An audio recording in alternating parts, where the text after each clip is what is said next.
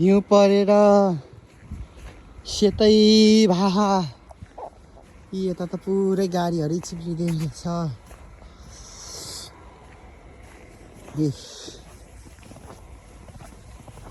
यो वर्षको सबैभन्दा ठुलो हिउँ हो यो चाहिँ। यहाँ चाहिँ छुङजुमा चाहिँ। अब अरू ठाउँ कतिको आयो, हाम्रो एरियामा चाहिँ गत राति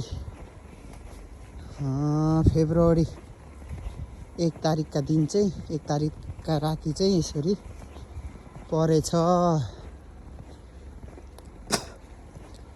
बिहान पख उठ्दाखेरि धरती बुढो भइसकेछ, सेतै फुलेको जस्तो भएर। अनि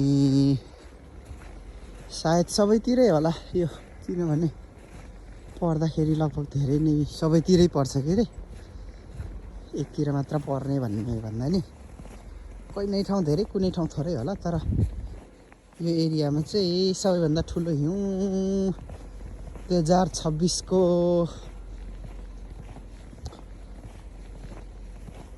यही हो है। योभन्दा ठुलो परे छैन। पोहोर साल चाहिँ यो समयमा 3वटा हिउँ आइसकेको थियो जस्तो लाग्छ, ठुलो ठुलो। योभन्दा नि अझ बाक्लो। त्यो बेला त रोडहरू पुरै जामै भएको थियो।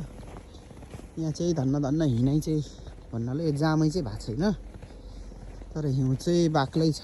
बाक्लै चाहिँ करिब 2 इन्चको हिउँ परेको छ। यो चाहिँ चिसो चाहिँ त्यति छैन। अब यो हिउँ पग्लिँदै जान्छ अनि चाहिँ चिसो पनि बढ्दै जान्छ है।